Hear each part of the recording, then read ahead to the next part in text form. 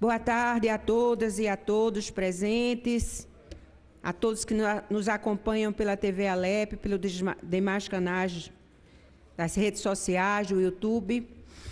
Havendo número regimental, declaro aberto a 102ª reunião ordinária da segunda sessão legislativa ordinária da 20ª legislatura, realizada em 10 de dezembro de 2024. Convido os deputados Diogo Moraes e o deputado Adalto Santos para ocuparem, respectivamente, a primeira e a segunda secretarias.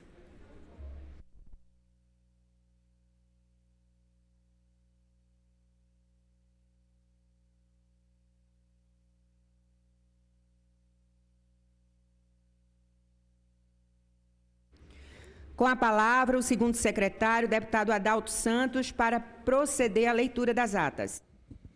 Senhor presidente, ata da 101ª reunião plenária ordinária da segunda sessão legislativa ordinária da 20ª legislatura, realizada em 9 de dezembro de 2024, presidência da deputada Débora Almeida.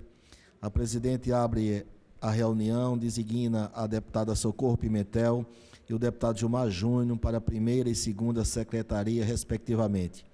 As atas das reuniões plenárias do dia 28 de novembro e 2, 3, 4 e 5 de dezembro do corrente ano são lidas, submetida à discussão e à votação.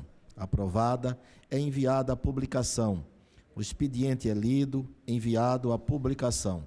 Discussa no pequeno expediente os deputados João Paulo, Gilmar Júnior, Antônio Moraes e Socorro Pimentel.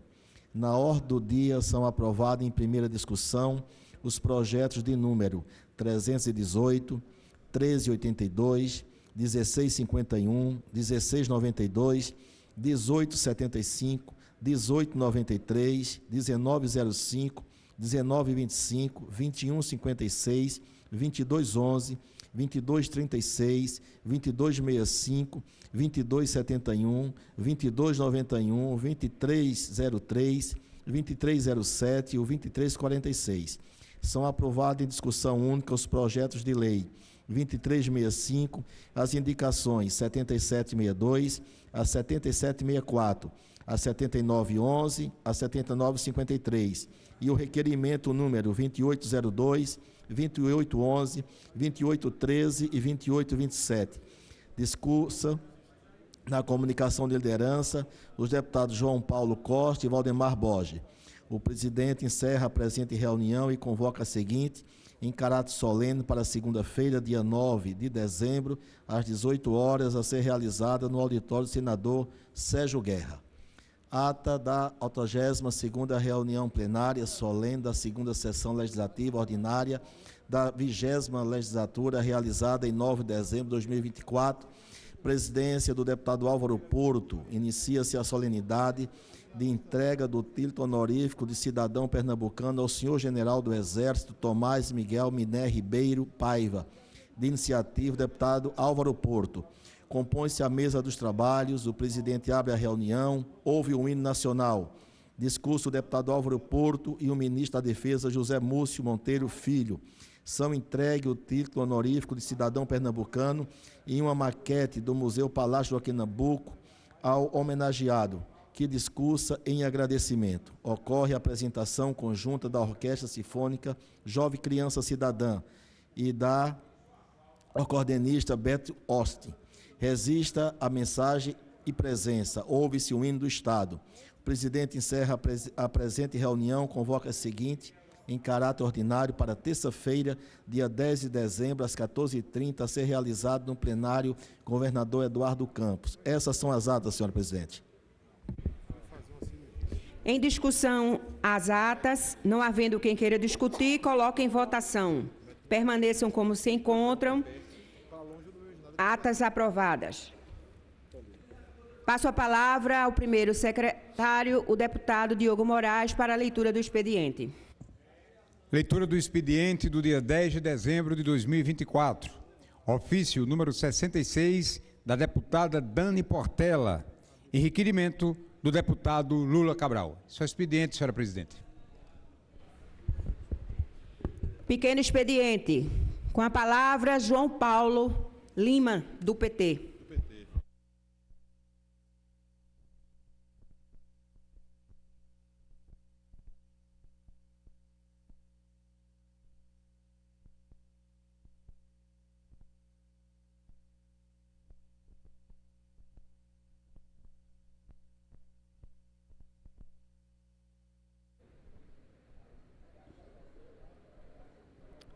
Boa tarde, senhoras e senhores deputados, nossa querida presidenta, deputada Socorro Pimentel. Eu hoje trago dois temas aqui. Minha primeira fala vai sobre meu posicionamento em relação ao nosso querido presidente Lula.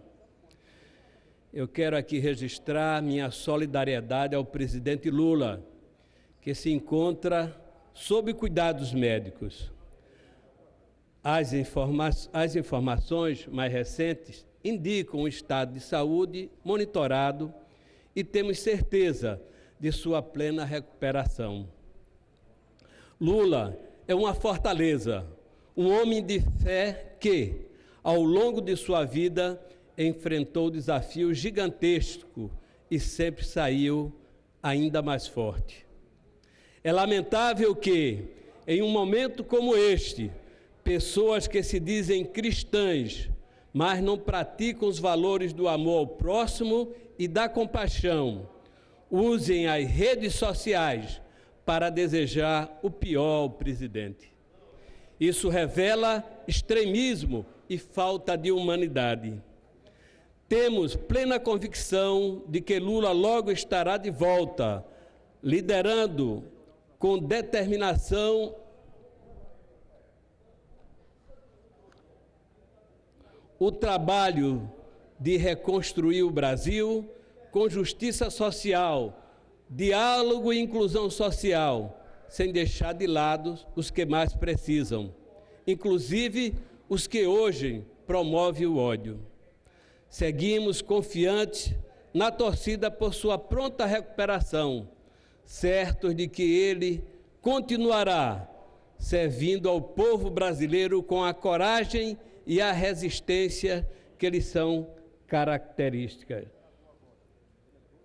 Dito isso, presidenta, eu passo agora ao meu pronunciamento.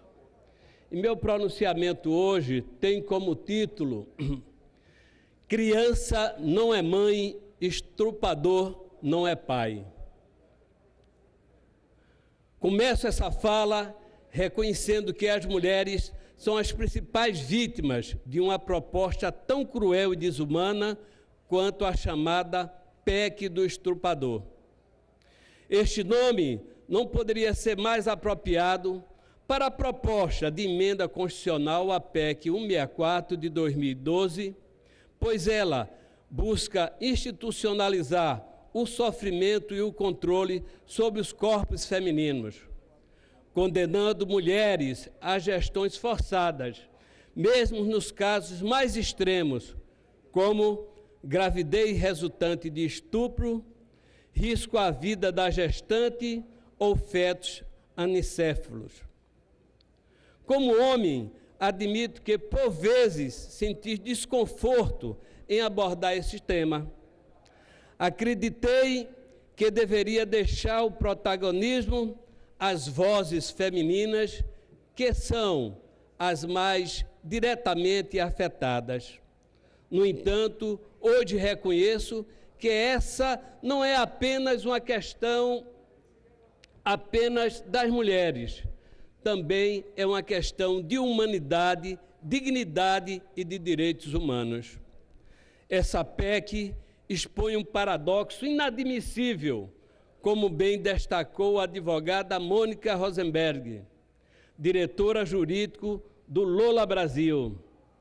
Em nome da suposta defesa da vida do nascituro, esta proposta retira das gestantes seus direitos básicos, comprometendo sua saúde mental e, em alguns casos, até mesmo sua vida. O paradoxo é evidente. Ao declarar proteger a vida, a PEC ignora que mulheres, que são pessoas reais e concretas, estão sendo abandonadas à mercê do sofrimento e da violência. E mais do que isso, a PEC propõe uma pena maior à mulher que é ao estuprador. Enquanto o agressor, em muitos casos, encontram brechas na lei para evitar uma punição severa, esta proposta obriga a mulher a suportar por 9 meses o peso de uma gestação resultante de violência, além de todas as implicações psicológicas, sociais e físicas que isso acarreta. Essa imposição é a institucionalização da crueldade e do controle sobre os corpos femininos, tratando as mulheres como menos importantes do que os nascituros ou o próprio agressor.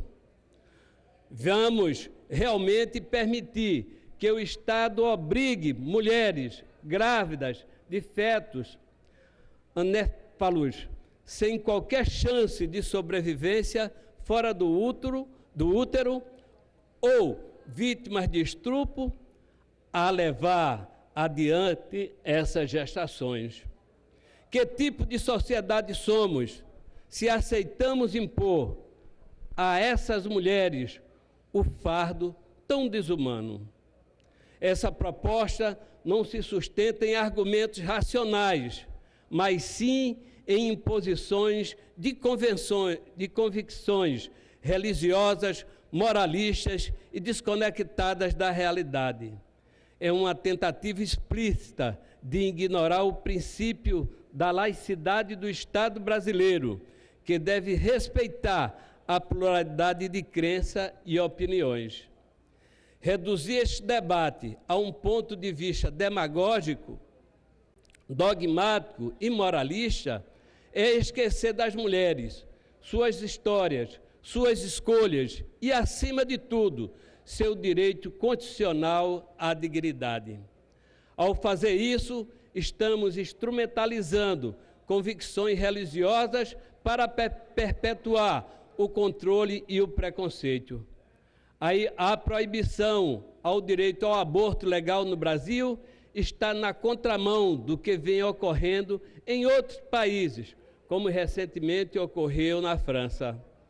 Além disso, na prática, penalizar principalmente as crianças e adolescentes que engravidam em decorrência de abuso e violência sexual e não terão acesso a atendimento integral previsto em lei.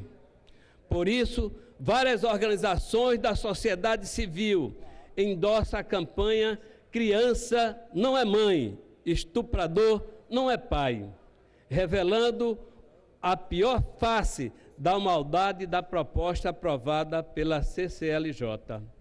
Senhoras e senhores, esta PEC é um ataque direto aos direitos humanos. É a materialização do fundamentalismo religioso e da extrema-direita em sua tentativa de preservar costumes às custas das mulheres e da liberdade de todos. Por fim, forçar uma mulher a carregar uma gravidez indesejada ou inviável não é a proteção à vida, é a crueldade institucionalizada. Esta não é uma luta apenas das mulheres, é uma questão de humanidade e de compromisso com os valores democráticos e constitucionais. Conclamamos este Parlamento a rejeitar a PEC 164 de 2012 e defender a dignidade, a liberdade e os direitos das mulheres brasileiras. Presidenta, é isso que eu tenho para a tarde de hoje. Próximo orador, o deputado Joel da Harpa, do PL.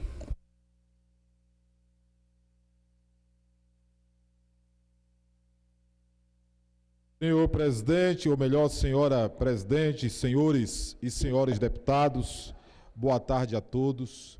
Boa tarde a todos que nos assistem através da TV Alep, através dos nossos canais de comunicação, jornalistas.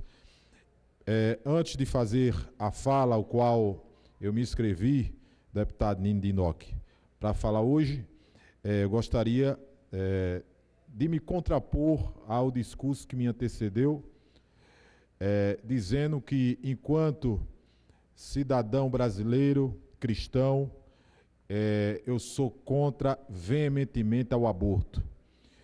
A gente vê que, infelizmente, algumas pessoas desse país, com uma falsa retórica de proteção às mulheres, quando na verdade deveriam estar lutando por políticas públicas voltadas para proteger as mulheres, deveriam estar lutando, por exemplo, para uma condenação mais eficaz. Eu, por exemplo, sou a favor da castração química, mas, infelizmente, a gente vê que, principalmente, essa ala da esquerda mais radical defende, né, o estuprador, muitas vezes dizendo que o estuprador é vítima da sociedade, e eu defendo o nascituro, eu defendo a criança no ventre, que também é uma vida, e que a partir da fecundação, a partir da geração no ventre de uma mulher, também tem direitos. E, como parlamentar, eu defendo e protejo, sobretudo, essas crianças inocentes. Eu sempre digo, nesse tema, que o estuprador, ele vai ficar preso, o miserável vai pagar, mas continua vivo. A mulher que é vítima e que eu defendo que tenha políticas públicas sociais na área de saúde mental, que o Brasil avance na proteção dessas mulheres, vai ficar com trauma para o resto da vida, mas continua viva. Agora, por que o feto que não cometeu nenhum crime, não pediu para ser gerado no ventre da mulher, tem que pagar com a vida? Porque não tem voz, está no ventre, e é uma vida que tem direitos como qualquer outro, a partir da sua gestação, a partir da fecundação. Então, mas, na verdade, o que esses grupos querem é acabar com a vida humana. Eles querem assassinar as crianças no ventre. E eu não posso jamais, eu não poderia jamais deixar de expressar o meu sentimento contrário ao discurso que foi proferido aqui antes da minha fala na tribuna desta casa, defendendo, sobretudo, a vida do inocente que não tem voz, mas que nessa tribuna tem voz, e dizermos, enquanto bancada cristã nessa casa, nós defendemos a vida e somos contra ao aborto, contra aqueles que querem assassinar crianças no ventre. Mas, presidente, eu serei breve, que já falei um bom tempo, mas vim à tribuna também para convidar a todos que nos assistem e também a todos que acompanham a sessão da casa na tarde de hoje, para amanhã estarem conosco numa audiência pública que nós iremos realizar na Comissão de Segurança Pública com o tema Intervalos Bíblicos ou Intervalo Bíblico e a Segurança nas Escolas. A gente vem acompanhando, né, eu trouxe a tribuna desta casa há alguns meses atrás, e vários deputados também enganjados, né, nesse tema extremamente importante, que é a questão da proteção e o direito à religiosidade, o direito à liberdade de expressão, o direito ao culto e o direito ao Estado laico, que infelizmente alguns querem impedir, né, que alunos, né, no intervalo de aula possam também usarem a sua fé ou estarem reunidos para, seja qual for a religião, praticarem a sua fé. Nós entendemos que é preciso que haja uma proteção do Estado laico e, por conta disso, defendemos a manutenção do intervalo bíblico. E amanhã nós teremos uma audiência pública aqui, o qual já convidamos, né, toda a imprensa pernambucana, convidamos vários representantes de segmentos de diversas religiões, convidamos também o próprio Ministério Público, que está participando desse debate intensamente, e convidamos também aqueles que são contrários, como lá uma parte do sindicato dos professores, que infelizmente essa parte do sindicato fica usando um sindicato que deveria estar lutando por melhorias para os professores, por uma condição mais justa de trabalho, por uma melhoria salarial, mas fica usando o sindicato para poder justamente ir de encontro à religiosidade, e é mais uma tentativa da esquerda de usar ferramentas para conseguir instituir na mente das pessoas a sua doutrina marxista, ateísta, querendo tirar Deus também das escolas. Já fizeram isso lá atrás,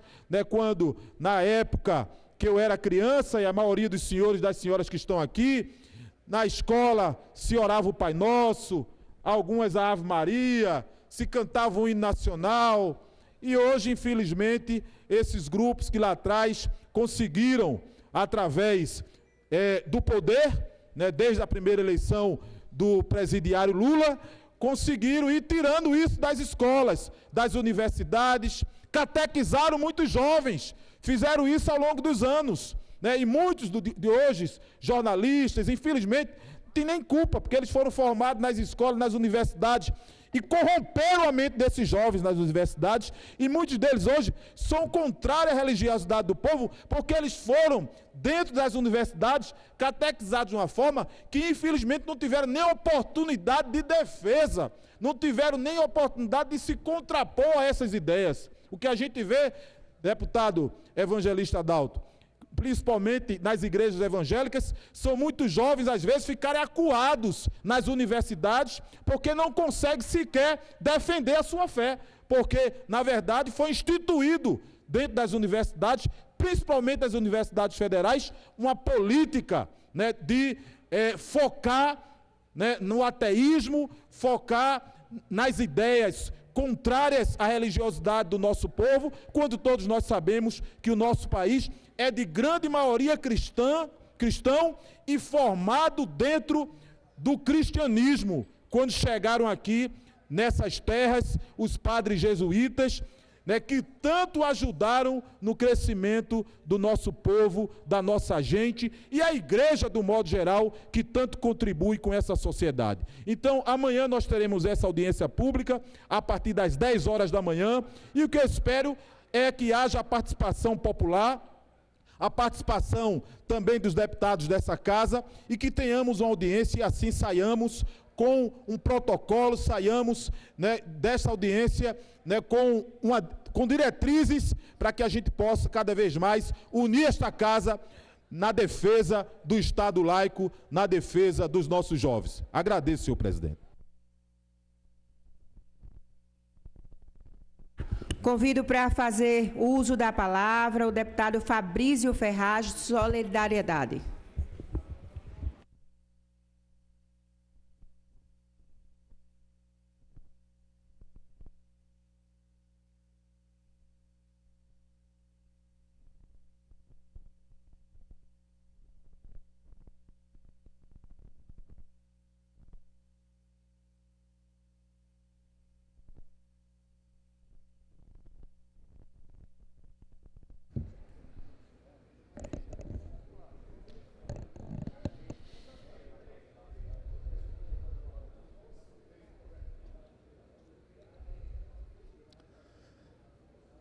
Boa tarde a todos e a todas, deputados e deputadas presentes nesse plenário, ao público que nos acompanha pela TV Alep e pelo YouTube. É com imensa indignação e preocupação que venho à tribuna esta tarde para falar de um assunto que tem deixado milhares de agricultores pernambucanos preocupados. Ontem, segunda-feira, 9 de dezembro, mais uma vez, a Neoenergia interrompeu o fornecimento de energia elétrica das bombas que levam água ao perímetro irrigado de Itaparica, deixando inúmeros agricultores pernambucanos com um prejuízo incalculável e irreparável. Os projetos Apolônio Salles e Barreiras, em Petrolândia, Brígida, em Orocó, Fulgêncio, em Santa Maria da Boa Vista, e Comandantes em Floresta e Petrolândia e Manga de Baixo em Belém de São Francisco estão sem acesso à água. Eu, como deputado que luto e defendo a interiorização do desenvolvimento do nosso Estado, não posso aceitar que episódios como esse se repitam ano após ano sem uma solução definitiva. Hoje eu me reuni com o padre Luciano Aguiar, da Diocese de Floresta, aqui na Assembleia Legislativa, e ele me entregou um relatório, deputado Luciano Duque, da reunião do Todos por Itaparica, que debateu na semana passada a situação dos reassentados do projeto. A chefe, real proprietária do projeto, paralisou os repasses em 2014. Estima-se que o débito seja de mais de 20 milhões com a Neoenergia.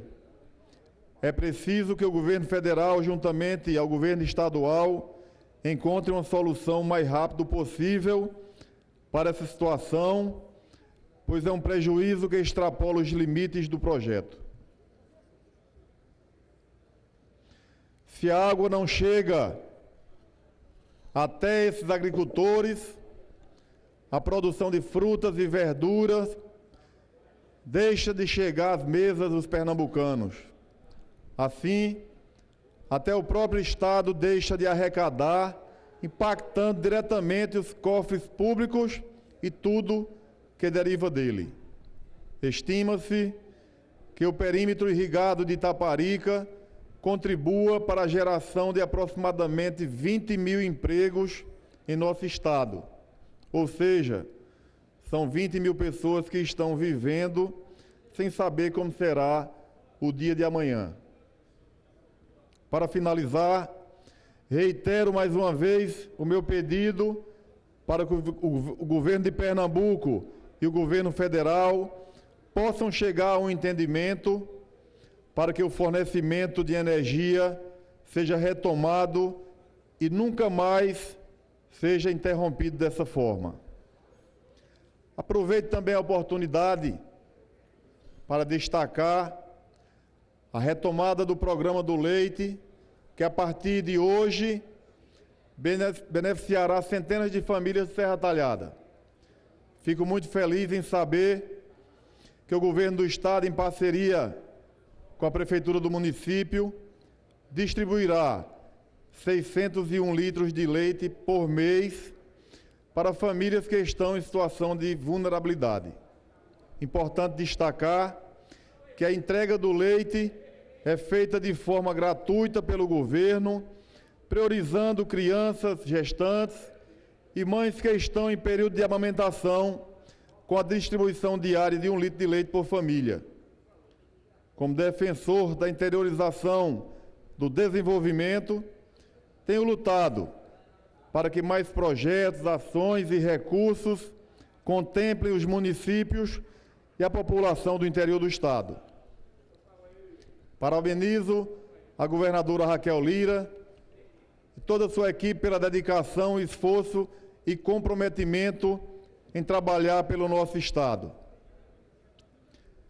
Por fim, agradecer mais uma vez a governadora Raquel Lira, a secretária de Saúde, doutora Zilda, que amanhã estarão em Serra Talhada, no OSPAN, deputado Luciano Duque, fazendo a entrega de equipamentos para reforço do parque tecnológico daquele hospital regional do OSPAN, assim como a habilitação de mais 4 leitos de UTI, reforma e requalificação do bloco cirúrgico e requalificação de lavanderia. Era o que eu tinha aqui para hoje, senhora presidente. Muito obrigado a todos e a todas. Convido agora a deputada Dani Portela, do PSOL.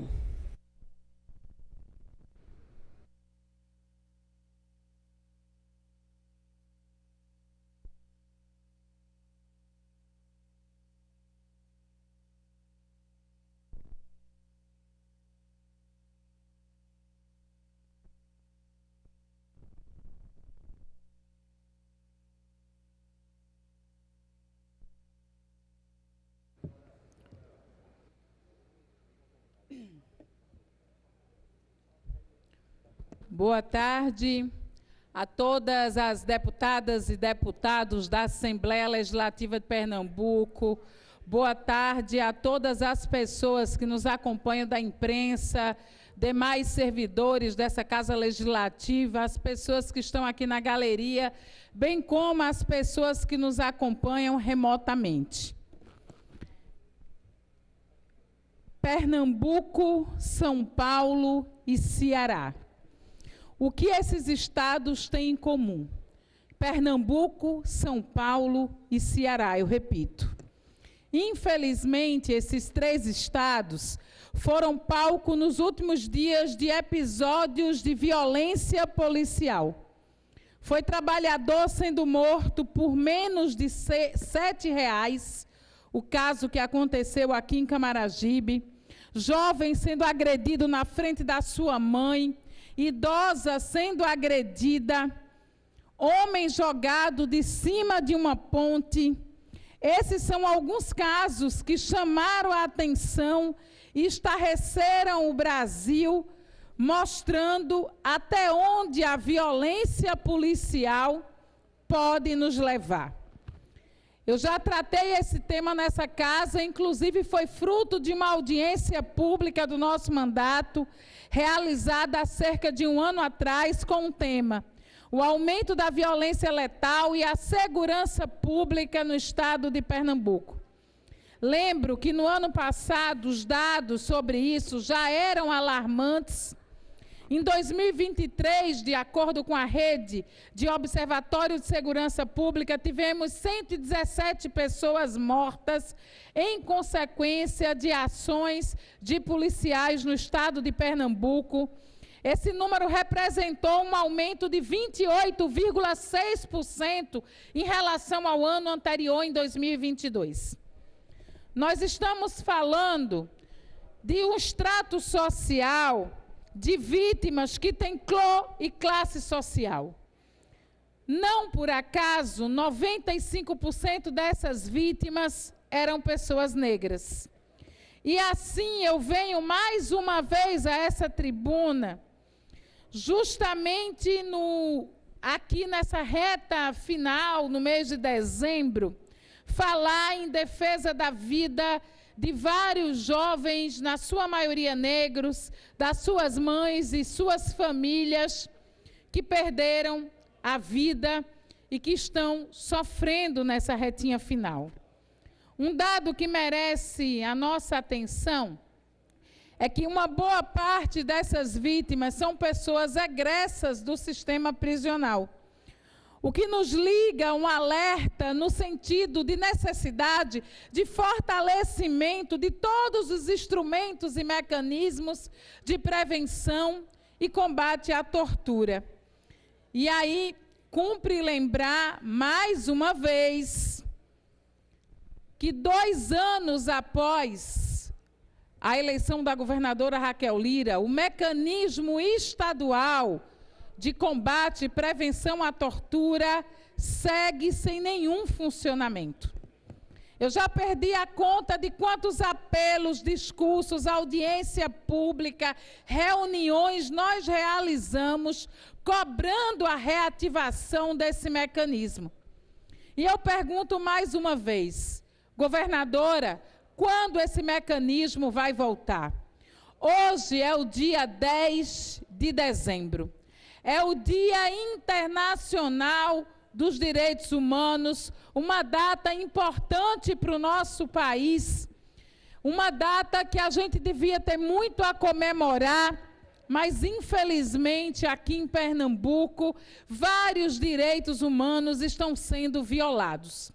Eu estive em Brasília na semana passada, a oportunidade em que visitei o Ministério de Direitos Humanos para justamente nos reunir com o Mecanismo Nacional de Prevenção e Combate à Tortura, e o próprio Mecanismo Nacional tem cobrado isso do Estado de Pernambuco há 2 anos.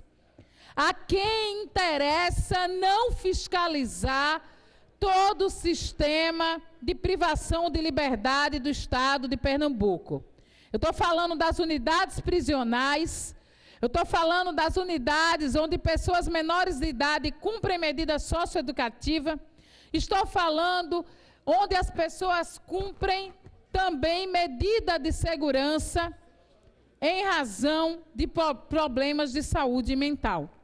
Em todas essas unidades, você tinha um mecanismo através dos seus peritos que fazia uma fiscalização constante. Infelizmente, esse ano passou e nós não temos motivos para comemorar.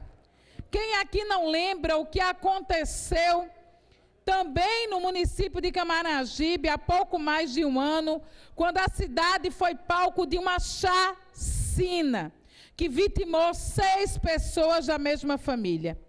Recentemente, Camaragibe volta aos noticiários do país por ser palco de mais um caso de violência policial, dessa vez por um motorista de aplicativo que cobrou uma corrida realizada no valor irrisório de R$ 7.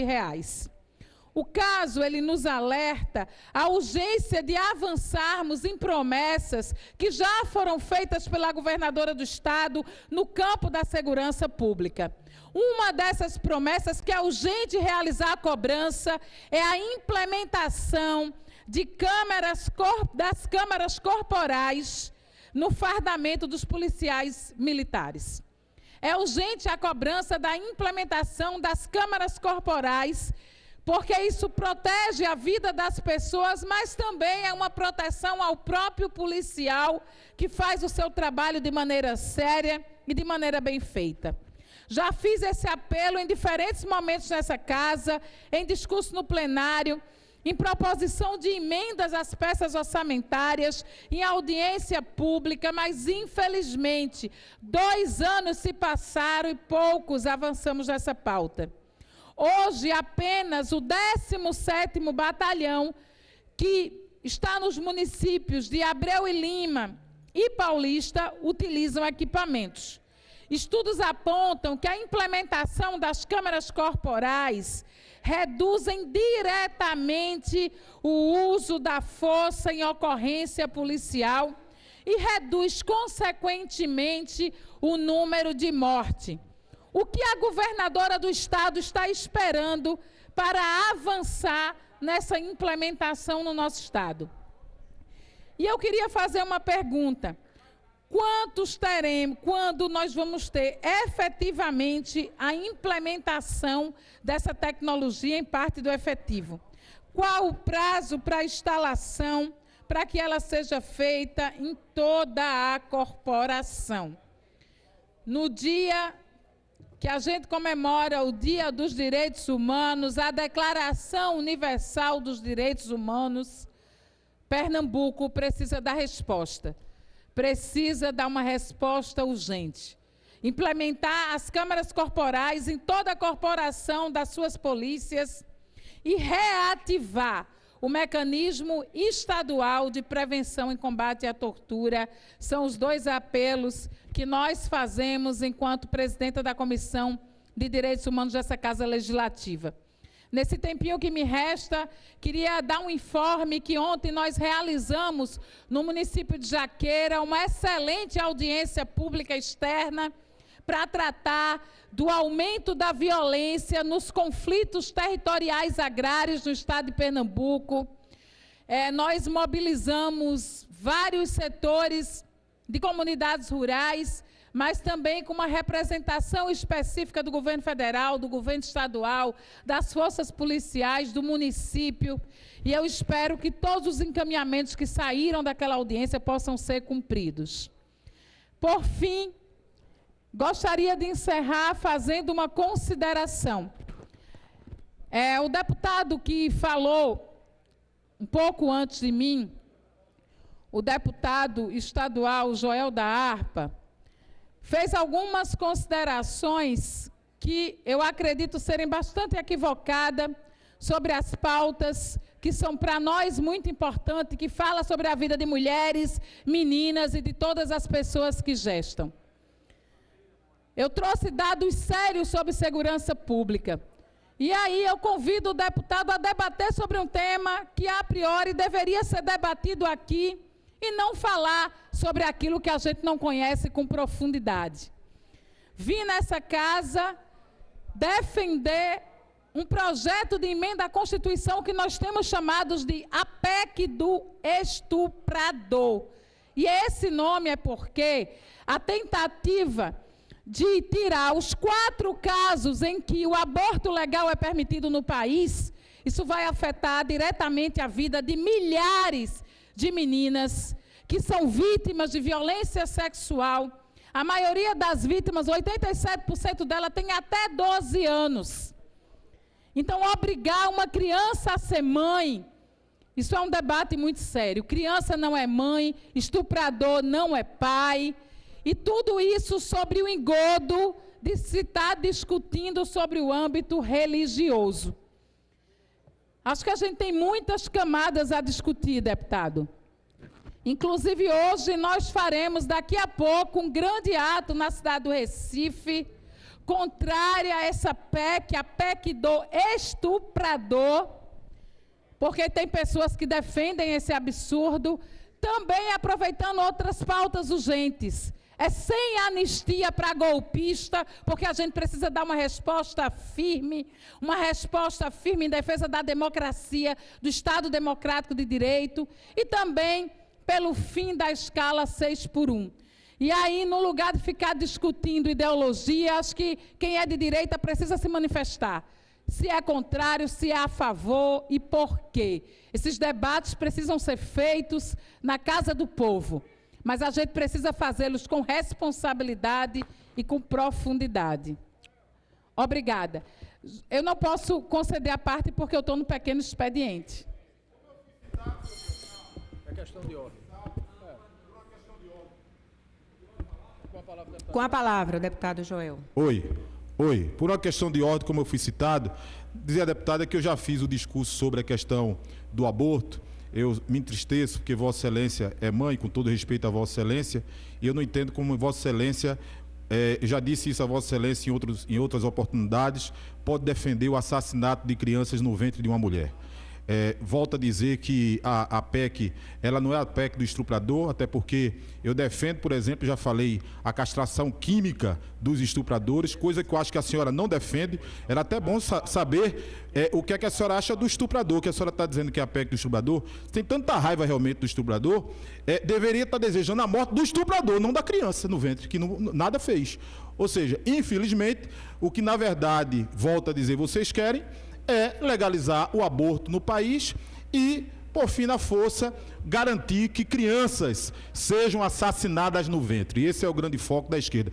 E dizer que eu me preocupo com o discurso de Vossa Excelência, porque Vossa Excelência, como presidente da Comissão de Direitos Humanos dessa casa, deveria estar preocupada com as crianças que agora estão lá nos sinais, nos semáforos, né, passando fome, pedindo esmola, né, sem ter o seu direito garantido que a legislação dá da proteção à criança, ao adolescente. Vossa Excelência deveria estar criando um discurso de direitos humanos para aqueles que estão agora nos leitos dos hospitais e muitas das vezes, né, pelos corredores, que não têm direito sequer à saúde. Vossa Excelência deveria, de fato, estar defendendo os direitos humanos dos humanos. Mas Vossa Excelência, o que é que faz? Defende o direito dos humanos. Vossa Excelência vai para a tribuna apenas para focar o seu discurso de direitos humanos na proteção dos bandidos e atacar a polícia em algumas situações atípicas, em algumas situações onde o policial, ele erra, porque qualquer ser humano pode errar, e a gente não pode pegar toda uma instituição,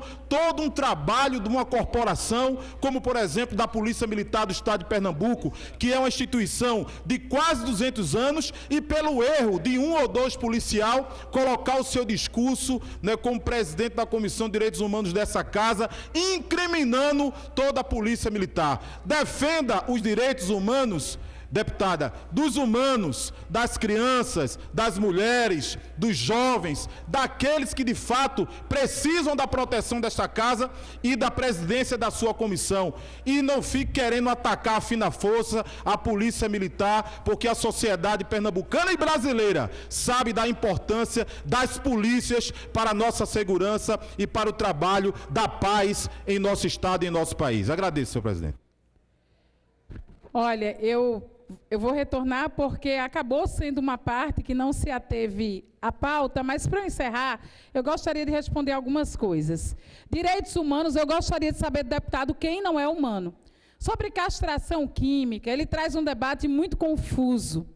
Você sabia, deputado, que para alguém estuprar uma pessoa, necessariamente, isso não tem a ver com o falo ou com o pênis? Que existem pessoas que são estupradas com garrafa, com cabo de vassoura, bebês que são estuprados com o dedo. Então, a castração química, ela não resolve um problema. Não vamos criar uma cortina-fumaça para falar de um problema real. O que é que os dados apontam? Que hoje, enquanto a gente está aqui debatendo, uma mulher é vítima de estupro a cada 11 minutos. Os dados mais recentes diminuíram a cada 9. Durante essa sessão, milhares de mulheres são estupradas. Uma parte dos estupros, elas têm até 12 anos.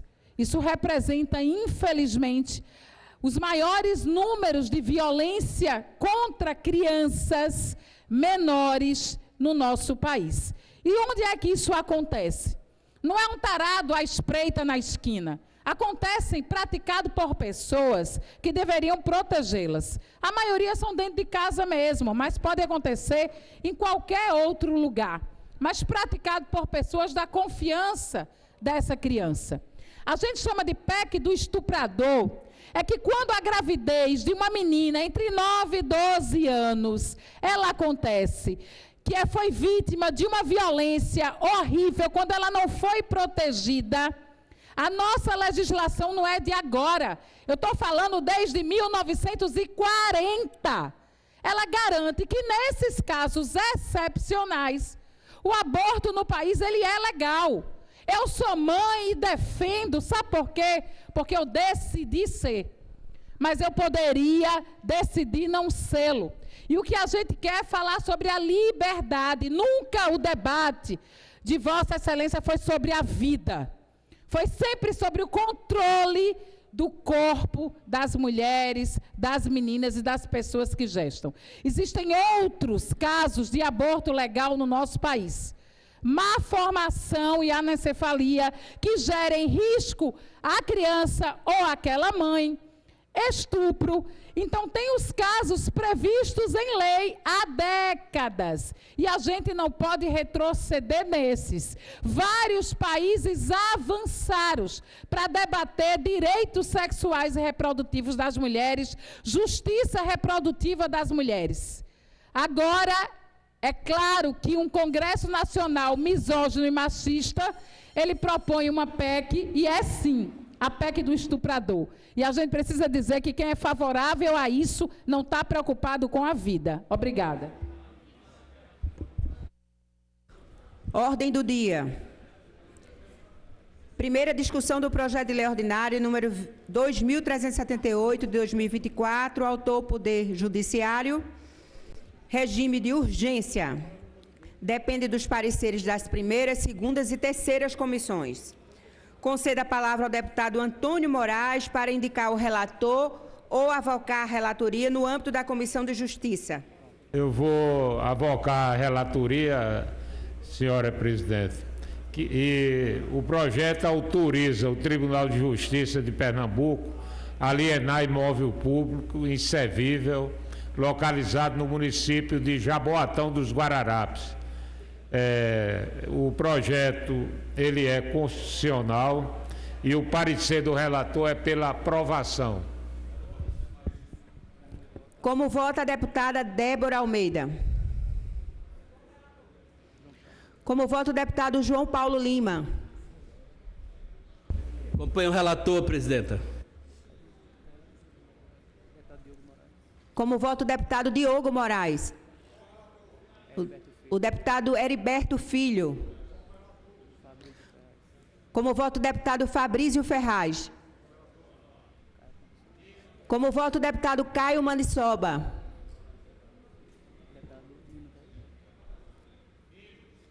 Como voto, o deputado Nino.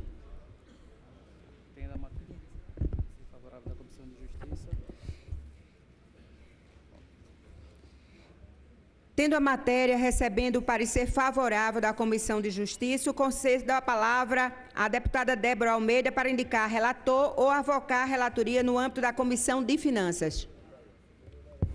Senhora presidente, eu vou avocar a relatoria e o nosso parecer é pela aprovação.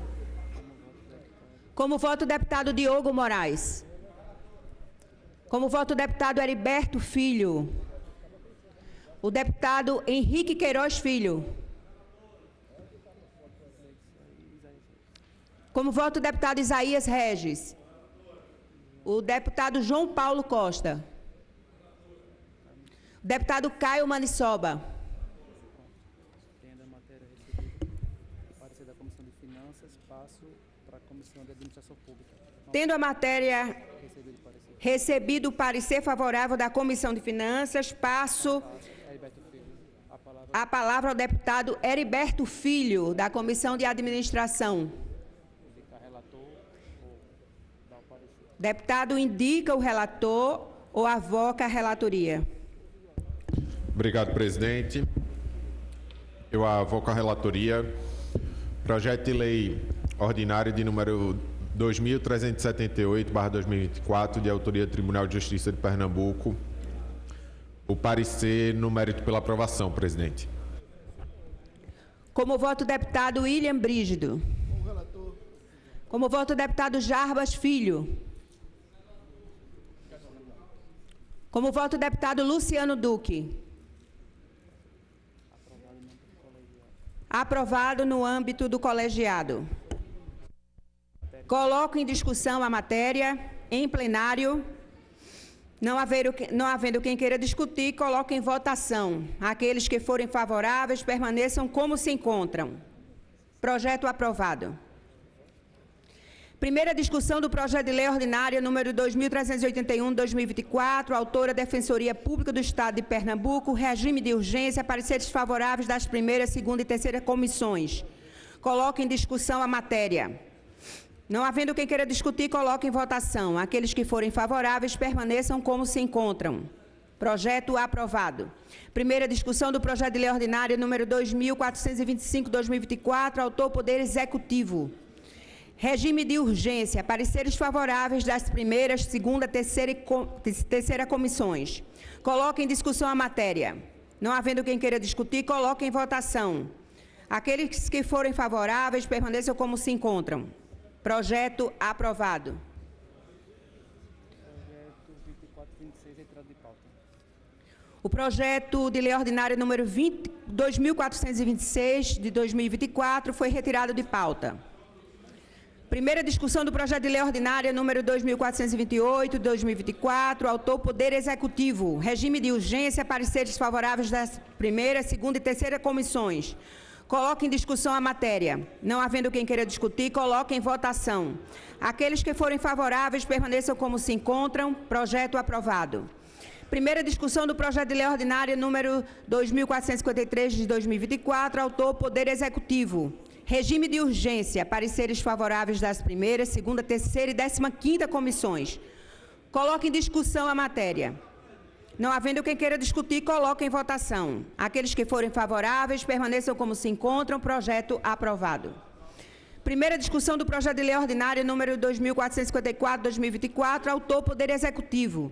Regime de urgência. Pareceres favoráveis das primeiras, segunda, terceira e 15ª comissões. Coloque em discussão a matéria. Não havendo quem queira discutir, coloque em votação.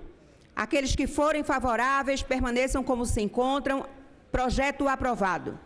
Primeira discussão do projeto de lei ordinário número 2457/2024, autor Poder Executivo. Regime de urgência. Pareceres favoráveis das primeira, segunda e terceira comissões. Coloque em discussão a matéria. Não havendo quem queira discutir, coloque em votação. Aqueles que forem favoráveis, permaneçam como se encontram. Projeto aprovado. Segunda discussão do substitutivo número 02/2024 aos projetos de lei ordinária números 479/2023 e 1130 de 2023. Autora Comissão de Administração Pública. Autores dos projetos, deputado Gilmar Júnior e deputada delegada Gleide Ângelo. Pareceres favoráveis das primeira, nona, 11ª e 14ª comissões. Coloque em discussão a matéria. Não havendo quem queira discutir, coloque em votação. Aqueles que forem favoráveis, permaneçam como se encontram. Projeto aprovado. Segunda discussão do substitutivo número 02/2024 ao projeto de lei ordinário número 814/2023. Autora Comissão de Administração Pública. Autor do projeto, deputado Heriberto Filho. Pareceres favoráveis das primeira, segunda, nona e 11ª comissões. Coloque em discussão a matéria. Não havendo quem queira discutir, coloque em votação. Aqueles que forem favoráveis, permaneçam como se encontram. Projeto aprovado. Segunda discussão do substitutivo número 02/2024 ao projeto de lei ordinário número 1090/2023. Autora Comissão de Administração Pública. Autor do projeto, deputado Claudiano Martins Filho. Pareceres favoráveis das primeira, sétima, nona, 10ª e 11ª comissões. Coloque em discussão a matéria. Não havendo quem queira discutir, coloque em votação. Aqueles que forem favoráveis, permaneçam como se encontram. Projeto aprovado. Segunda discussão do substitutivo número 01/2024 ao projeto de lei ordinário número 1124/2023. Autora Comissão de Constituição, Legislação e Justiça. Autora do projeto, deputada Socorro Pimentel. Pareceres favoráveis das terceiras, nona, 11ª e 12ª comissões. Coloque em discussão a matéria. Não havendo quem queira discutir, coloque em votação. Aqueles que forem favoráveis, permaneçam como se encontram. Projeto aprovado. Primeira discussão do projeto de lei complementar número 2379 de 2024. Autora Defensoria Pública do Estado de Pernambuco. Regime de urgência. Pareceres da primeira, segunda e terceira comissões. Votação nominal. Quórum para aprovação, maioria absoluta. Coloque em discussão a matéria. Não havendo quem queira discutir, informo que o painel encontra-se liberado para o registro do voto de Vossas Excelências.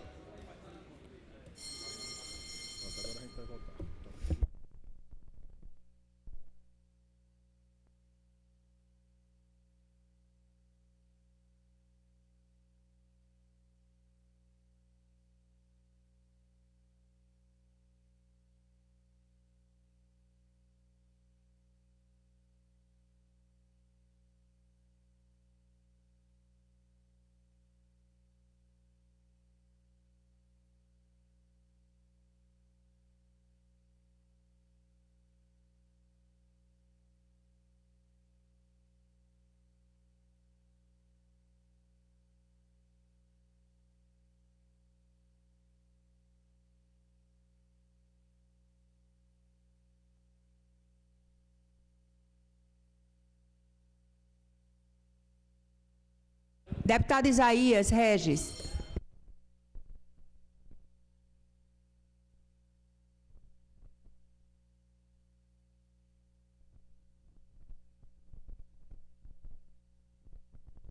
Deputada Dani Portela.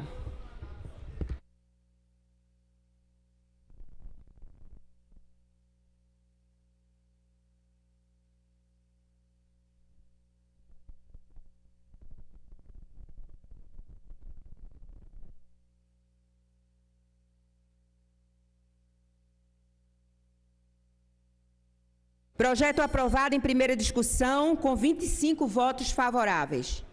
Primeira discussão do projeto de lei complementar, número 2430/2024, autor Poder Executivo, regime de urgência. Pareceres da primeira, segunda, terceira e 15ª comissões. Votação nominal. Quórum para aprovação, maioria absoluta. Coloque em discussão a matéria. Não havendo quem queira discutir, informo que o painel encontra-se liberado para o registro do voto de Vossas Excelências.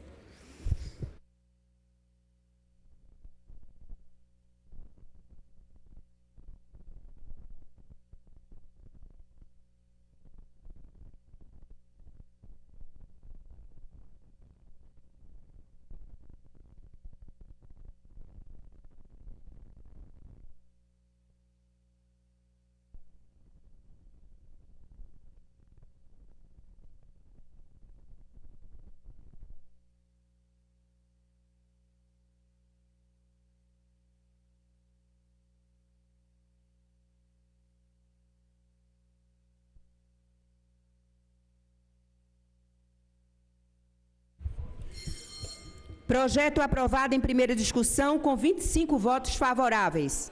Primeira discussão do projeto de lei complementar número 2455/2024, autor Poder Executivo, regime de urgência, pareceres da primeira, segunda, terceira e 15ª comissões. Votação nominal. Quórum para aprovação, maioria absoluta. Coloco em discussão a matéria. Não havendo quem queira discutir, informo que o painel encontra-se liberado para o registro do voto de Vossas Excelências.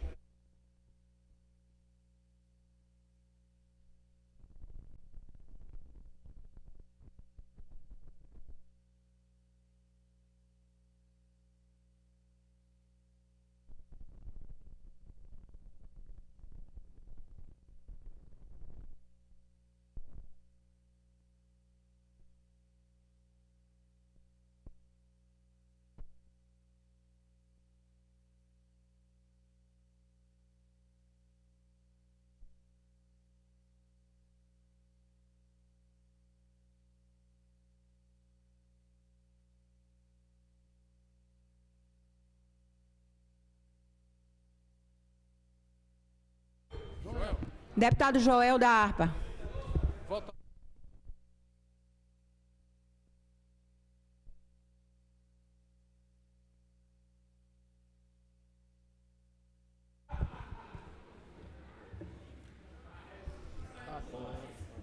Projeto aprovado em primeira discussão com 25 votos favoráveis. Segunda discussão do substitutivo número 02/2024, ao projeto de lei ordinário número 373/2023. Autora Comissão de Administração Pública. Autor do projeto, deputado Doriel Barros. Pareceres favoráveis das primeiras, quinta, sétima, oitava, nona, 11ª, 12ª e 14ª comissões. Coloque em discussão a matéria. Não havendo quem queira discutir, coloque em votação. Aqueles que forem favoráveis permaneçam como se encontram. Projeto aprovado. Segunda discussão do substitutivo número 01/2024, ao projeto de lei ordinário número 1448/2023. Autora Comissão de Constituição, Legislação e Justiça. Autor do projeto, deputado Aglailson Vitor. Pareceres favoráveis das segundas, terceiras, quarta, nona, 11ª e 12ª comissões. Coloque em discussão a matéria. Não havendo quem queira discutir, coloque em votação. Aqueles que forem favoráveis permaneçam como se encontram. Projeto aprovado. Segunda discussão do substitutivo número 01/2024, projeto de lei ordinário número 1625/2024, autora Comissão de Administração Pública, autora do projeto, deputada delegada Gleide Ângelo. Pareceres favoráveis das primeiras, 11ª, 12ª e 14ª comissões. Coloque em discussão a matéria. Não havendo quem queira discutir, coloque em votação. Aqueles que forem favoráveis permaneçam como se encontram. Projeto aprovado. Segunda discussão do substitutivo número 01/2024, projeto de lei ordinário número 1640/2024, autora Comissão de Administração Pública, autora do projeto, deputada Simone Santana. Pareceres favoráveis das primeiras, quinta, 11ª e 14ª comissões. Coloque em discussão a matéria. Não havendo quem queira discutir, coloque em votação. Aqueles que forem favoráveis permaneçam como se encontram. Projeto aprovado. Segunda discussão do substitutivo número 01/2024, projeto de lei ordinária número 1691/2024. Autora Comissão de Constituição, Legislação e Justiça. Autora do projeto, deputada delegada Gleide Ângelo. Pareceres favoráveis da segunda, terceira, sexta, nona, 11ª e 14ª comissões. Coloque em discussão a matéria. Não havendo quem queira discutir, coloque em votação. Aqueles que forem favoráveis permaneçam como se encontram. Projeto aprovado. Segunda discussão do substitutivo número 01/2024, ao projeto de lei ordinário número 1726/2024. Autora Comissão de Constituição, Legislação e Justiça. Autora do projeto, deputada Socorro Pimentel. Pareceres favoráveis da terceira, quinta, nona e 11ª comissões. Coloque em discussão a matéria. Não havendo quem queira discutir, coloque em votação. Aqueles que forem favoráveis permaneçam como se encontram. Projeto aprovado.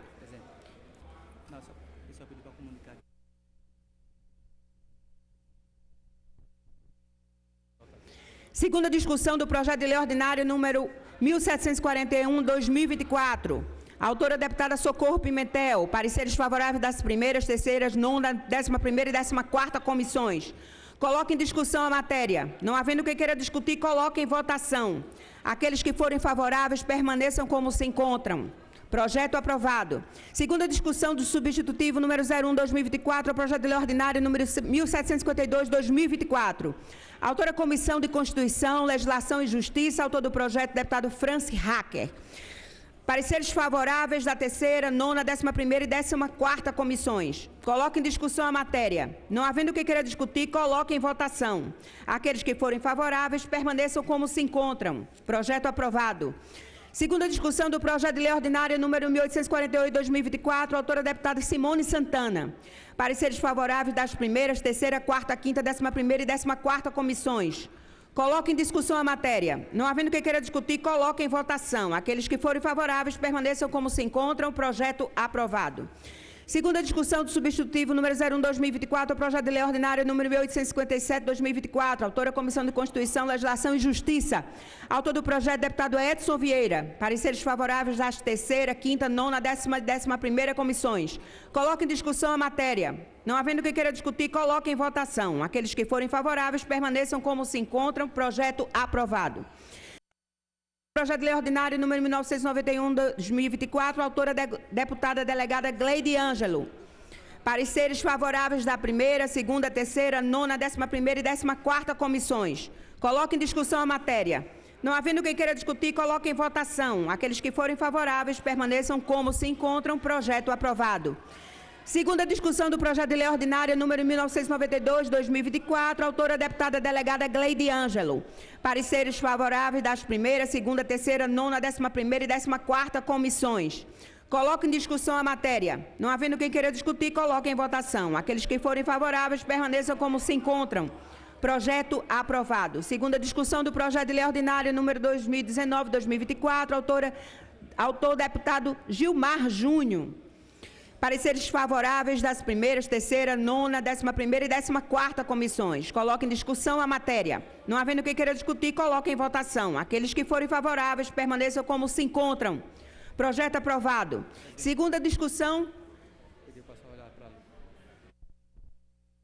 Segunda discussão do projeto de lei ordinário número 2021/2024.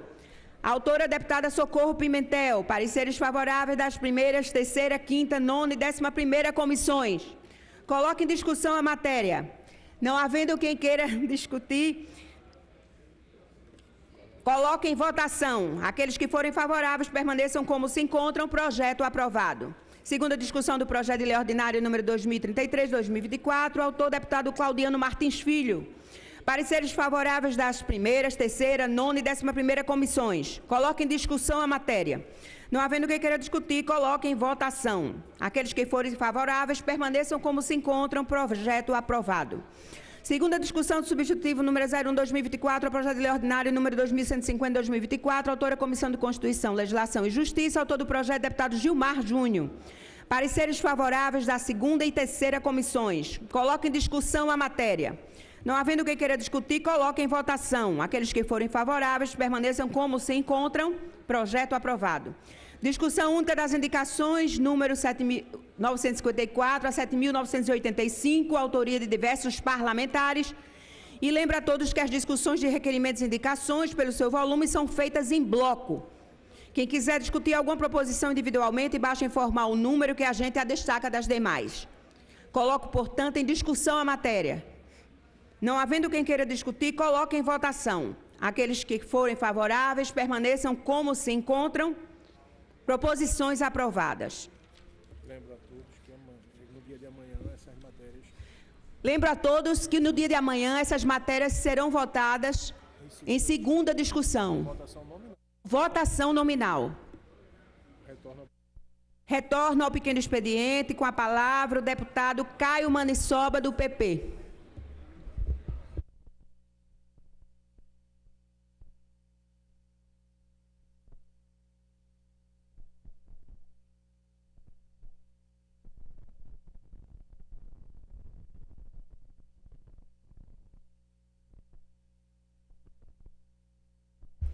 Grande expediente, com a palavra o deputado Caio Manissoba, do PP.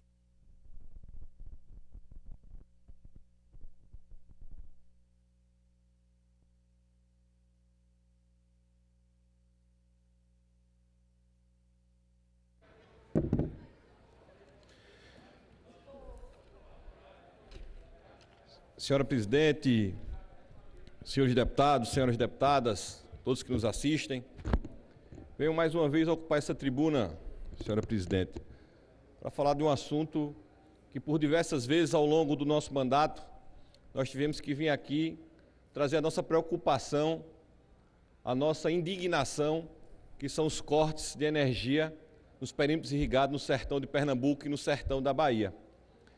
Eu votei no presidente Lula, qual me solidarizo pelo seu estado de saúde, mas o que vem acontecendo com os perímetros de irrigação é algo imoral.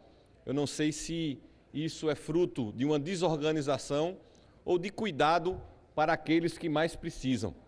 Na sua totalidade, são pequenos agricultores que precisam de assistência, que precisam de dignidade e todos os dias, agora, aliás, todos os últimos meses, os agricultores, ao acordar, são surpreendidos com a falta de energia, porque o governo federal não tem feito o seu repasse, não tem conseguido pagar a Neoenergia.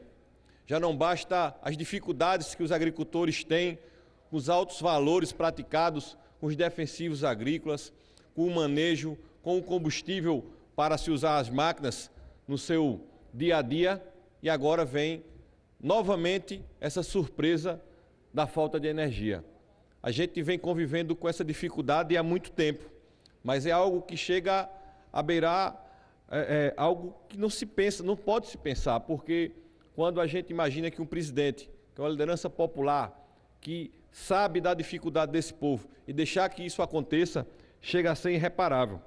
Eu quero, presidente, propor uma comissão externa dessa casa de acompanhamento a essas ações, para que a gente possa juntos, com o governo do Estado e com o governo federal, planejar uma solução para que a gente, de fato, não deixe que essas famílias possam passar quase todos os meses por essa dificuldade. Há uns dias atrás, nós tivemos a suspensão do carro-pipa, que sem dúvida nenhuma ainda é o retrato da pobreza do sertão, onde nesse momento a gente já podia, deputado Alberto Feitosa, estar falando de obras estruturantes, de pequenas adutoras, de pequenas barragens para solidificar a agricultura daqueles que mais precisam, e a gente tem que ocupar essa tribuna para falar de corte de energia, para falar de corte de abastecimento dos carros-pipas, que ainda é quem ajuda as prefeituras com dificuldade do sertão para os agricultores, e sempre a gente tem que estar aqui fazendo essa cobrança. É muito ruim a gente fazer esse papel, porque a gente acreditou num governo que pudesse fazer diferente. E diferente daquilo que a gente acreditou e pensou, a gente se depara todos os meses com corte de energia para os perímetros irrigados, todos os meses com a provável suspensão de corte de abastecimento d'água através dos carros-pipas, e eu não fico sem entender se isso é falta de planejamento ou falta de cuidado, zelo daqueles que mais precisam. Eu quero deixar o meu registro aqui, dizer que a gente vai propor uma comissão externa de fiscalização para os perímetros irrigados, se solidarizar também com os amigos da Bahia, para que a gente possa, juntos, irmanados, nessa luta, poder juntar força federal e força estadual, para que a gente possa dar uma solução. Não é justo que o pequeno agricultor, ao acordar, saber que não tem energia para trabalhar. Mas antes de finalizar, eu passo a palavra para o deputado Alberto Feitosa. Deputado Caio Mandsoba, Vossa Excelência certamente e todos aqui já ouviram falar da promessa da picanha e da cervejinha. E assim foi. Essa talvez tenha sido a que mais se estendeu nas redes sociais e na mídia, porque a campanha feita em 2022 pelo PT e pelo seu candidato, que alguns até já colocaram Lula Nóquio, dando a ele um nariz de Pinóquio, foi conhecida por verdadeiramente enganar as pessoas. A picanha e a cervejinha foi uma, a promessa de que iria valorizar aqueles que ganham o salário mínimo, agora com a nova resolução do Ministério da Fazenda, o próximo salário mínimo será R$ 5,00 menor do que se estabelecesse as mesmas regras que já existiam, na mudança de regra vai ficar menor. E o que acontece com um homem do sertão, um homem que vive da labuta, sobretudo precisando de água e energia dos perímetros irrigados, é uma verdadeira vamos mudar a palavra, é um verdadeiro absurdo, porque é um estelionato eleitoral materializado em cada ação do governo federal. Que bom que tem Vossa Excelência caminhado, Vossa Excelência que nasceu ali naquela região, que é votado majoritariamente naquela região, traz para cá esse testemunho, porque muitas pessoas assistem isso pelas redes sociais, assistem manifestações pelas redes sociais. Eu mesmo, que consigo identificar alguns dos atores ali naqueles vídeos, percebo que são militantes petistas, pessoas que durante a campanha de 22, de 18, de 14, de 10, sempre envergaram e defenderam a campanha do presidente Lula, da presidente Dilma. Fizeram, como a gente diz, o L. E a gente vê essas pessoas hoje passar por essas dificuldades. Eu queria pedir a Vossa Excelência que me coloque nessa comissão externa, como Vossa Excelência assim a nominou.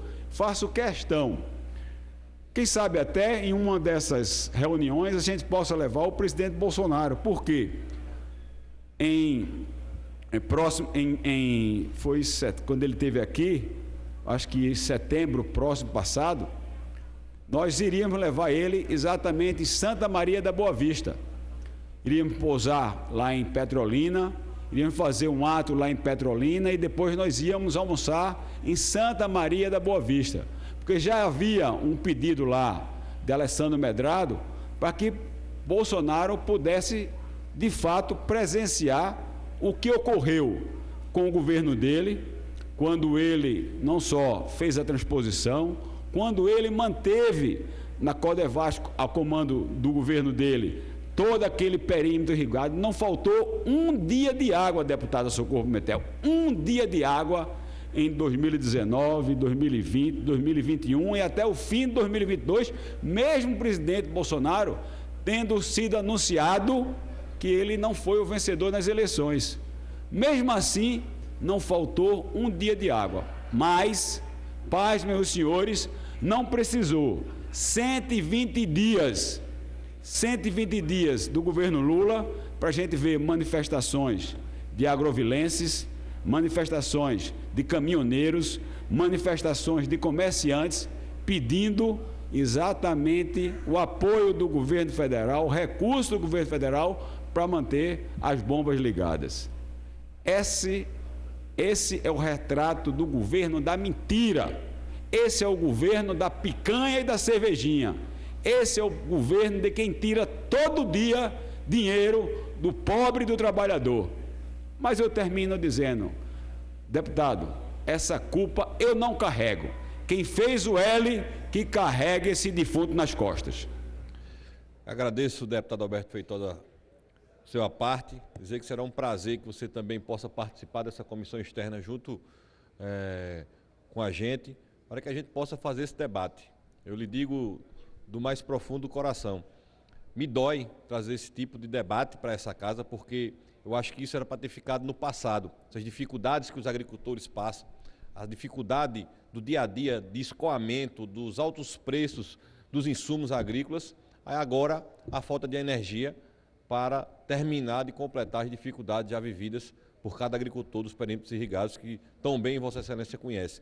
Quero passar a palavra para o deputado Renato Antunes. Deputado Caio, eu serei breve. Vossa Excelência fala com muita propriedade porque conhece o nosso sertão, é filho do sertão e traz para essa tribuna com propriedade o sentimento que o sertanejo passa hoje. Eu não vou entrar aqui na esfera que falou o deputado Feitosa, embora que eu concordo muito com ele, sobre picanha e cerveja. Eu quero falar de coisa essencial na vida de qualquer cidadão em pleno século XXI, que é água e luz. Eu tenho andado também no sertão de Pernambuco e muitas vezes quando a gente se depara numa situação como essa, Caio, a primeira coisa que se fala, olha, se o problema de água é da Compesa, a Compesa é governo do Estado. Se o problema é de energia, aí se fala, é da CELP, é do governo do Estado.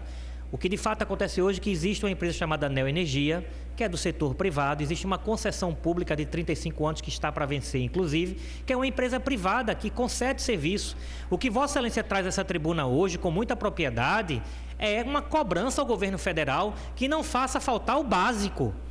Se ele não cumpriu a picanha e a cerveja que o deputado Feitosa muito bem trouxe essa tribuna, que foi uma promessa da sua campanha, que ele tenha a dignidade de dar luz, energia para quem precisa. Porque energia para muita gente hoje é luxo, não é luxo, gente, é necessidade. Ninguém vive mais sem energia, sobretudo aqueles que vivem da agricultura, que vivem lá daquele perímetro irrigado, que precisa da energia. E o problema não é neoenergia, não é da CELP, não é do governo do estado de Pernambuco, como a gente escuta. Muita gente fala, cadê a governadora que está permitindo? Não é problema estadual, é problema federal. E para trazer um problema federal, a gente precisa ter aqui, dar nome. O governo federal não está dando conta da picanha e da cerveja, não está dando conta da energia, do básico. E a gente faz esse apelo público aqui. Eu me coloco, Vossa Excelência, nessa cobrança. Não queremos ser aqui, brincar, não queremos aqui ser, tá trazendo debate político, ideológico, eleitoral, mas trazer aquilo que é necessário, Caio, para quem está na ponta da linha, que é dignidade. E não se faz dignidade na produção, na produtividade, sem energia. Por isso, eu me somo ao vosso discurso, parabenizo pela sensibilidade de representar nessa tribuna o povo sertanejo que precisa ouvir da sua voz, porque você tem sido a voz do sertanejo, que cobrar de quem direito. E o governo federal precisa, tratar o povo com dignidade, entregando orçamento e pagando a conta. Porque eu, Renato, e qualquer cidadão de Pernambuco, quando não paga a conta da neoenergia, ela vai e corta. E aí o governo federal precisa fazer seu dever de casa e não permitir que a conta e que a energia dos produtores rurais sejam cortadas por falta de, sobretudo, vamos dizer, de prioridade e de dignidade com o sertanejo, com o homem do campo. Parabéns, Caio. Muito obrigado. Agradeço, deputado Renato Antunes, você sempre uma voz sóbria nos assuntos tão importantes dessa casa. Mas eu finalizo o meu pronunciamento, senhora presidente, falando que a gente precisa se unir. Deputado João Paulo Costa, deputada Débora Almeida, William Brígido, Jarbas Filho, aqui nosso amigo Alberto Feitosa, doutora Socorro, Joaquim Lira, todos nós que conhecemos o sertão e sabemos das dificuldades que esse povo vem passando, a gente precisa se unir para que a gente juntos possa tentar buscar uma solução definitiva. Não adianta mês a mês, semestre a semestre, eu ou outro deputado venha cobrar aqui uma solução definitiva para aquilo que o governo federal já conhece, já sabe, tem acompanhado, mas não chega com uma proposta definitiva para que a gente tenha uma solução, uma saída honrosa para os agricultores de Pernambuco, da Bahia, que tanto precisam de apoio. E o que a gente pede não é muito, é dignidade, é cuidado, é zelo, é oportunidade para que as pessoas possam ter dentro da sua roça a sua energia, a sua água, tentar ter um custo mais baixo nos insumos agrícolas que dia a dia vem aumentando e tem sido impraticável para aqueles que vivem da agricultura familiar, da roça, que planta tomate, cebola, enfim, a nossa agricultura do dia a dia. Eu agradeço a oportunidade e quero deixar aqui mais uma vez, reafirmar o meu compromisso com cada agricultor e cada agricultora do sertão pernambucano, para que a gente juntos possa buscar uma solução definitiva ao governo federal, porque o que está acontecendo hoje, que vem acontecendo quase que mês a mês, é uma imoralidade, é uma falta de respeito aos agricultores pernambucanos e baianos. Meu muito obrigado.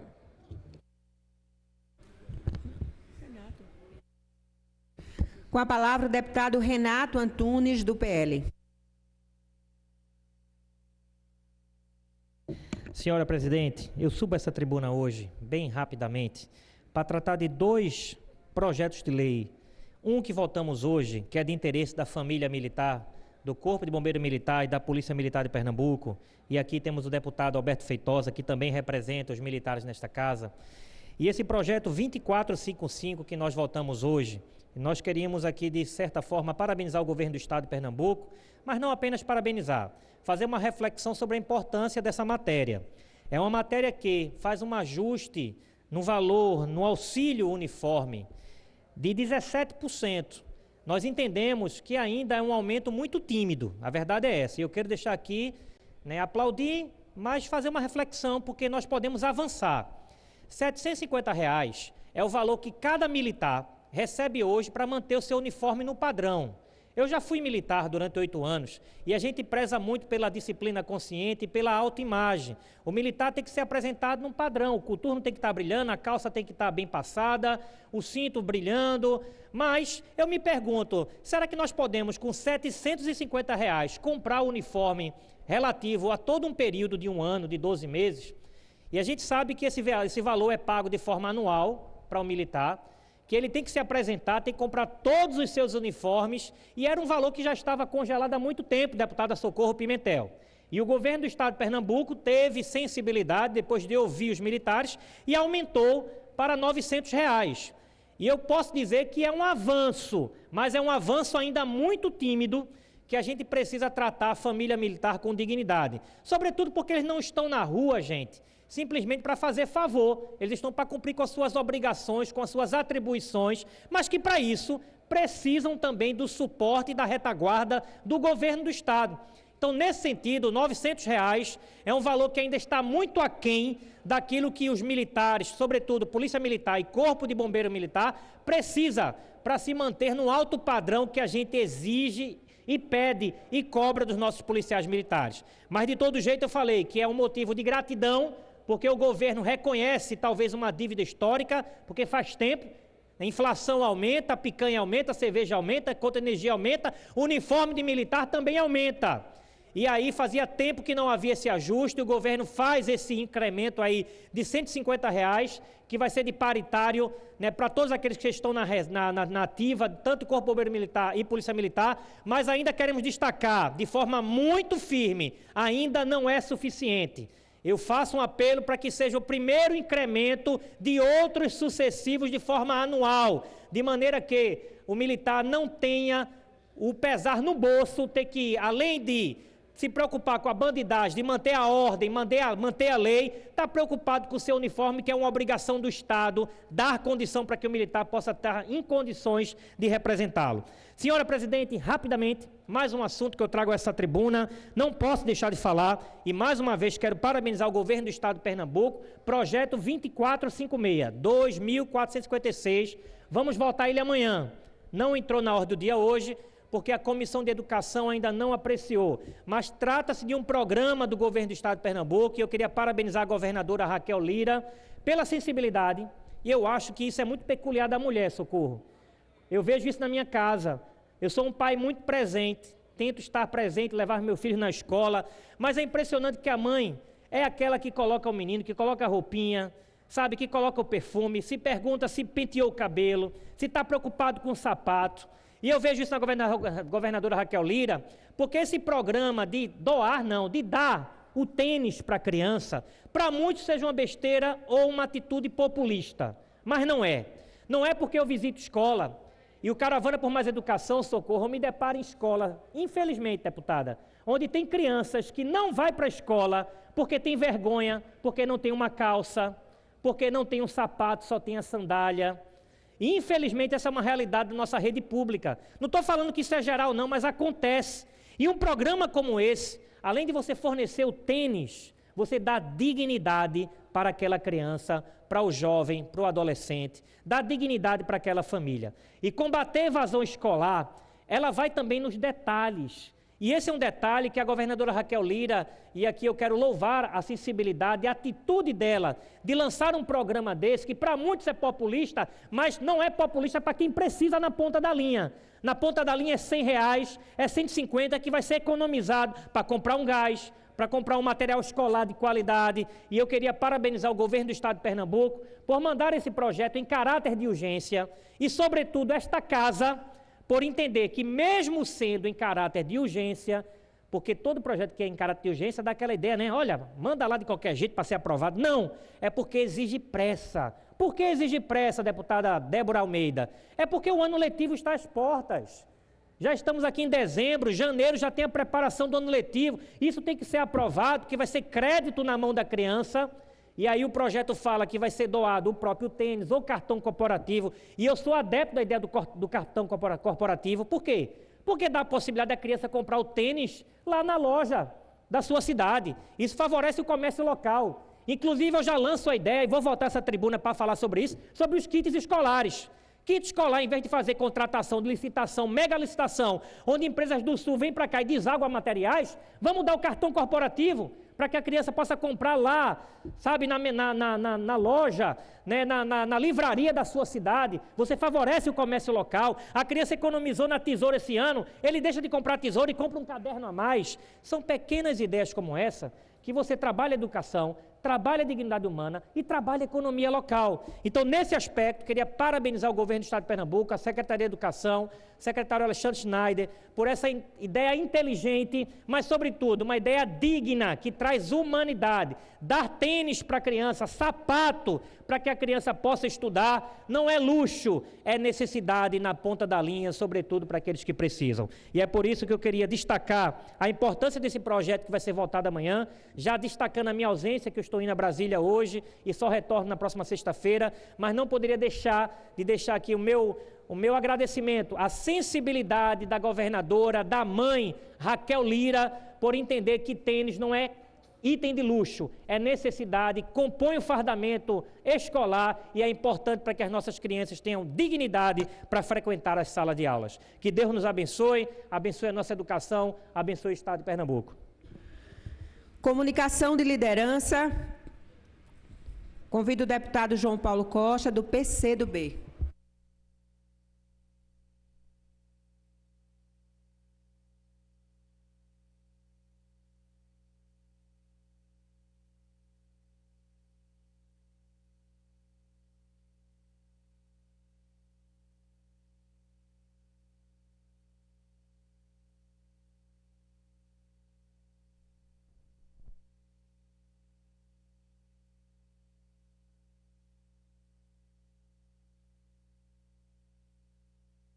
Senhora presidente, senhores deputados, senhoras deputadas, imprensa, público presente.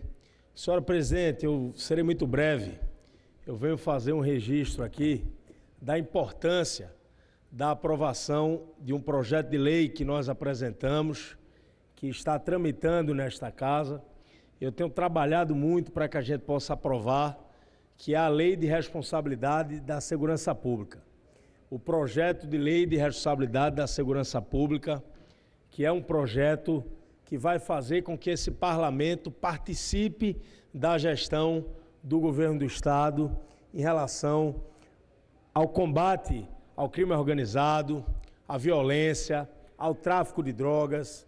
A gente reconhece o esforço do governo do Estado, que apresentou o programa Juntos pela Segurança, com investimento estimado em R$1 bilhão de reais, mas o projeto de lei de responsabilidade da segurança pública, que nós estamos trabalhando para tornar lei, vai tornar obrigatório a presença do secretário de Defesa Social a cada 6 meses aqui na Assembleia Legislativa para apresentar todo o investimento do governo do Estado para combater a violência, o tráfico de drogas e o crime organizado em Pernambuco. A obrigatoriedade de apresentação de um relatório anual e consolidado, contendo todos os indicadores da área da segurança pública, dados como efetivo, investimento das corporações e dados e relatórios, como disse, sobre investimentos em programas e ações desenvolvidas na área da segurança pública. Porque eu trago mais uma vez a importância e esse apelo que eu faço mais uma vez a esta casa, para que a gente possa agilizar a tramitação desse projeto. Porque eu recebi recentemente números da violência em Pernambuco, que mostram que realmente os homicídios caíram em novembro, mas feminicídios e latrocínios crescem. Foram 239 vidas perdidas no último mês. A redução foi de 19% em relação ao mesmo período de 2023. Porém, 8 mulheres foram vítimas de feminicídio no mês passado. Foram 2 casos a mais do que em novembro de 2023.